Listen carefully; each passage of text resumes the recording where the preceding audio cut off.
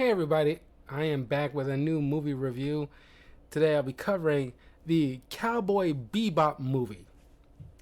And I remember doing one of my earliest TV show reviews that I've done was the Cowboy Bebop movie, which you can check out on my channel. It's one of my earliest videos, so it's not as uh, it didn't have everything down packed and like how I want to uh, uh, built this little channel empire just yet. I was still learning, but it's one of the earliest shows I really want to talk about.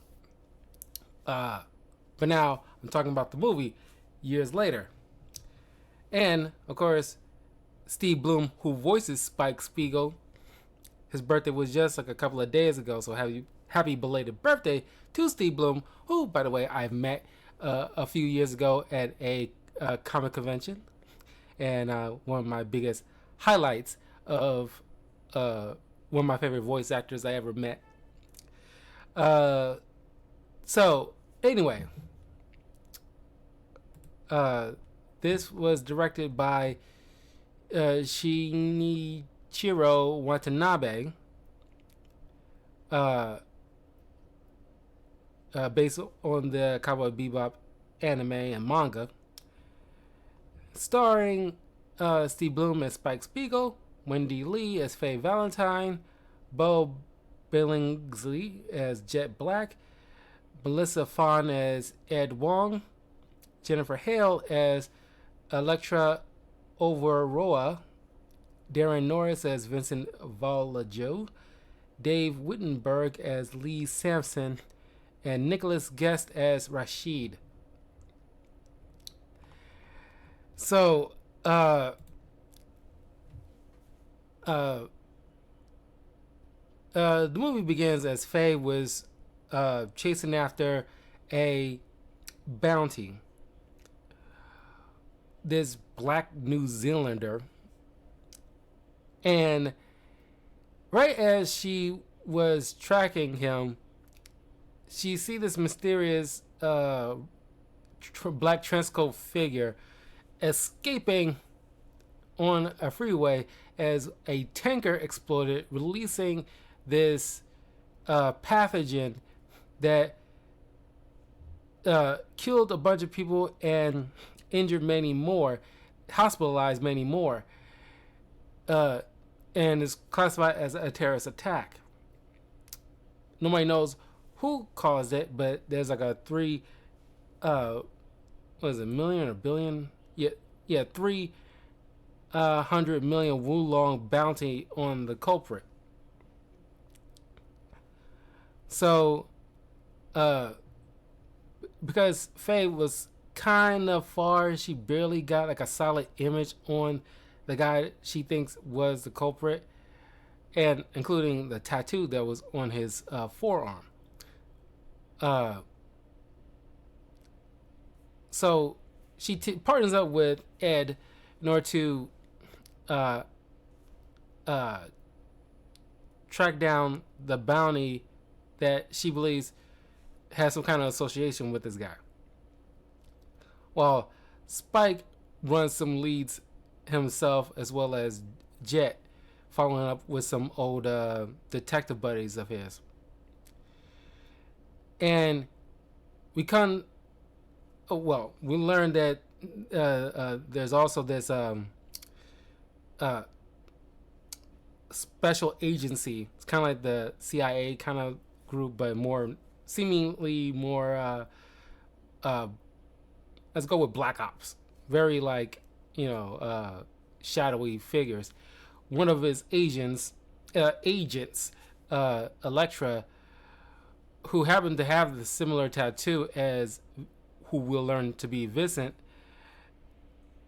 Spike ends up doing some investigations, learning that from this Rashid character getting this vase with a little marble inside, with Jet studying it and seeing that inside contains lethal pathogens that attack something plates.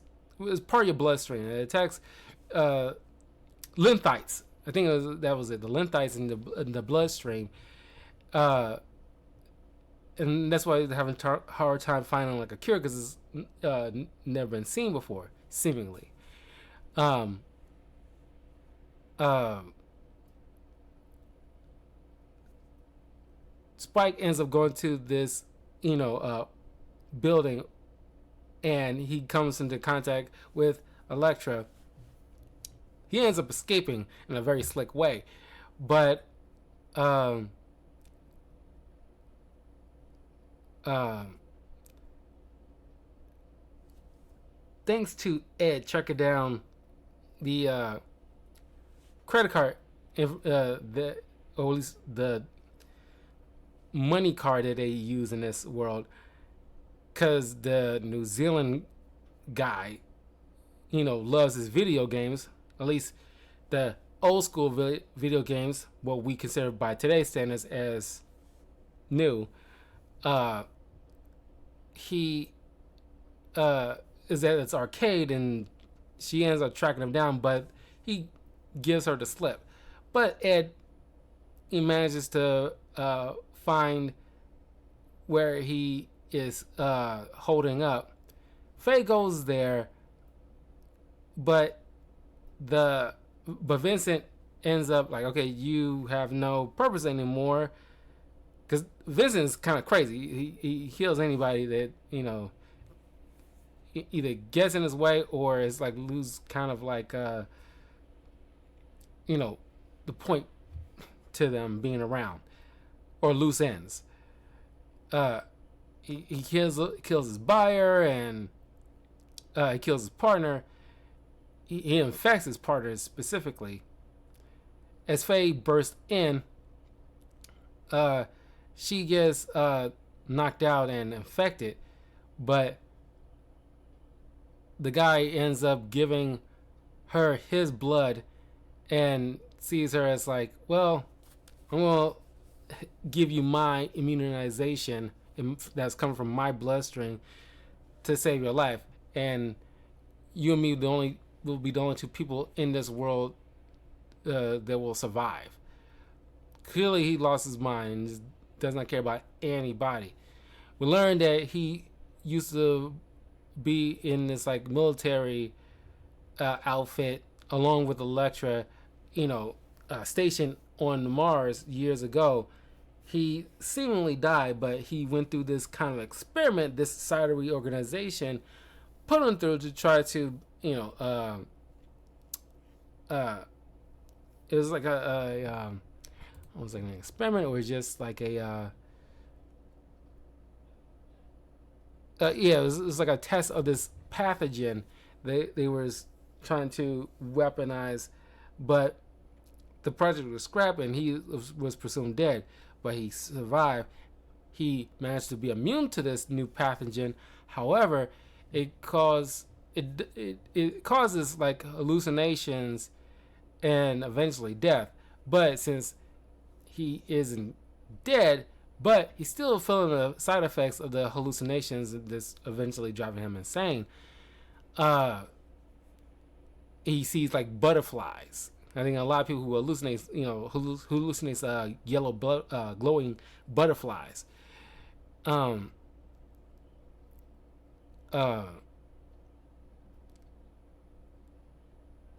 Spike ends up getting arrested along with Elektra, who kind of went rogue. Oh, I'm getting ahead of myself. These two end up tracking down Vincent, who was planning on making another attack on this train, and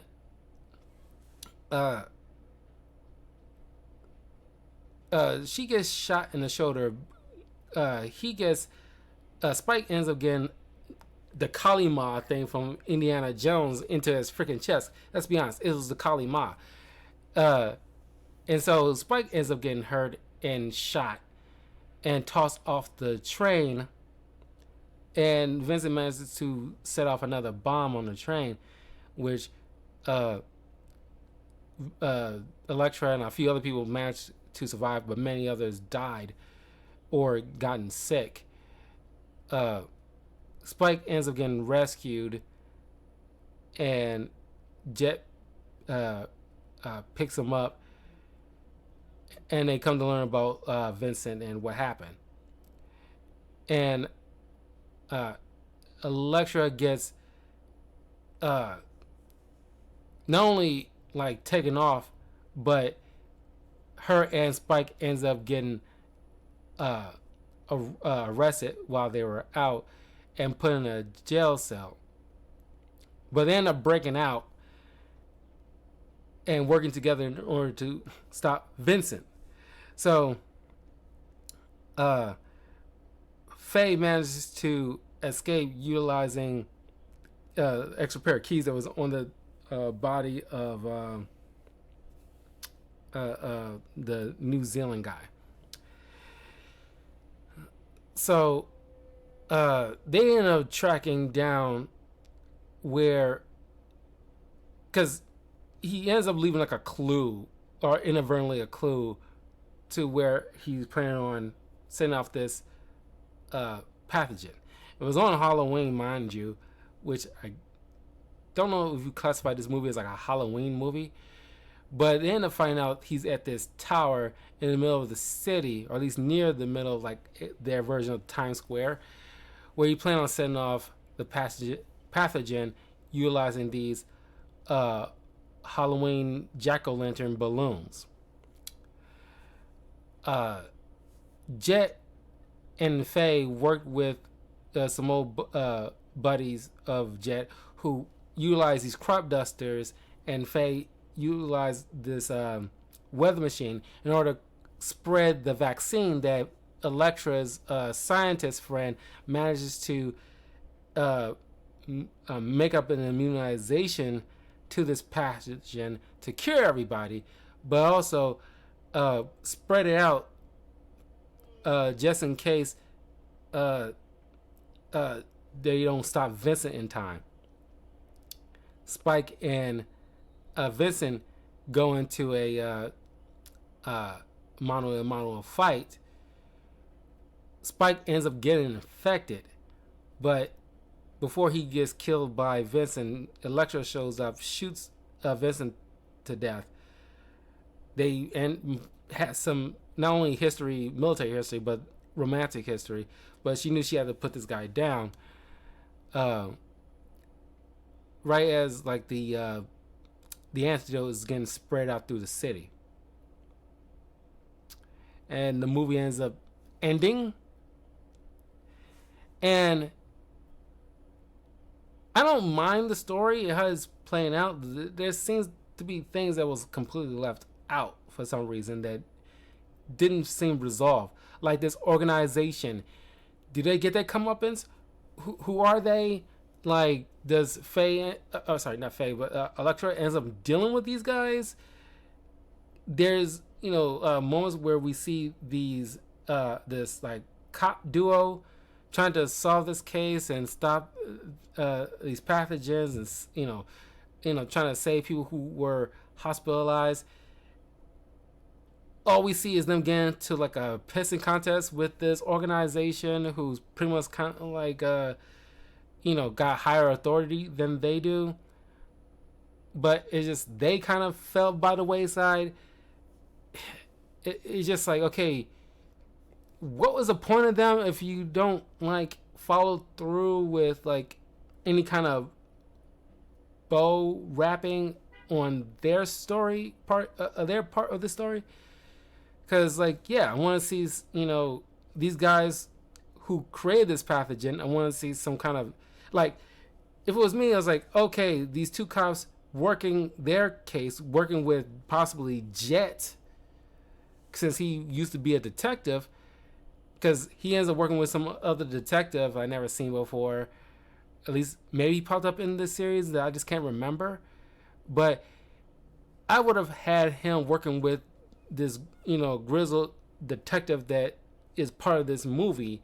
Have him work with Jet or New Jet, and they trade information.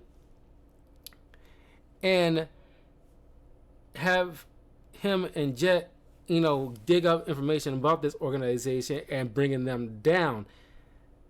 Uh, so that way is a nice little ending with this villain organization for this movie, along with these two cops that's trying to uh, save the people.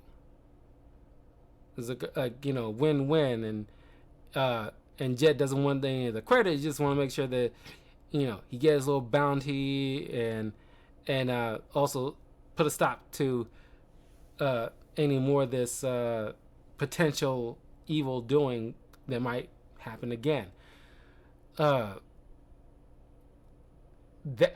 how I would have like resolved that matter, because that seems kind of like left on the table, and I feel a little empty about it, But besides that, great music like always. Cowboy Bebop knows how to make some cool jazzy music, man. But then yet like the our cast of characters that we are familiar with, always great, no issues. It get kind of raunchy where Vincent, undoes Faye's jacket, and you see a bit of a nipple there, which like you don't get in the actual anime, Adult Swim or not. But yeah. But of course, the violence in here is tasteful. It's not grotesque. It's just the right amount of like, yeah, this is like still anime or not. It's still like yeah, this is hardcore moments here. They play the serious moments and let it sit in the appropriate amount of time so it can sink into your brain. So, but they play the comedy beats perfectly well. It's a shame that the Netflix live action one didn't do so hot. I don't know. I there was right there making it very good, but somehow like One Piece is like the one dominating right now in terms of live action anime series. I think that and Detective Pikachu's part in terms of live action anime, they are the most impressive. But yeah, but that was Cowboy Bebop. It's kind of short, but yeah, I just really want to talk about it because I miss the world of Cowboy Bebop. It's a shame it's only had the one season, because it could have gone, I don't know, at least upwards of 3 seasons at most. I'm not expecting it to be as long as freaking One Piece, but I mean, because like something like uh,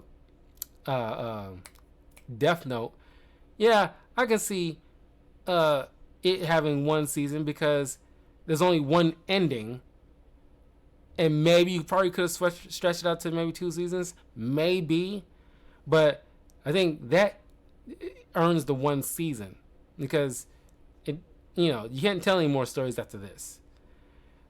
While with Cowboy Bebop, you got just a group of bounty hunters and a main villain that, of course, he has to that has ties with Spike can deal with, but they can always have more like villains to deal with. They have bounties on them, or just have like one-off episodes, or at least like a 2-episode arc of chasing a particular bounty, because the world is amazing, flying to planet and listen to more jazzy music and stuff like that, the atmosphere. I just want to be immersed in that world a little bit more. It's a shame there's only one season of that. But anyway, let me know in the comments below what you guys think of the Cowboy Bebop movie. It's alright. It's not one of the best anime movies out there, but it's like average, maybe slightly above average if you're being generous. Like I said, I have my issues, but it's still a decent anime movie. But I will see you guys uh, tomorrow, getting back to more, speaking of anime, Digimon story Time Strangers. But take care, and I'll see y'all soon. The next couple of movies, like what? The next couple of movies I'll be working on. Because sticking to the animation movie, uh, you know what? I have like a couple of ideas. I want to leave it as a surprise, but I'm gonna probably stick to the anime stuff. But I'll leave it as a surprise. Um, but in any case, I will see you guys soon. Take care and have a great night. Peace.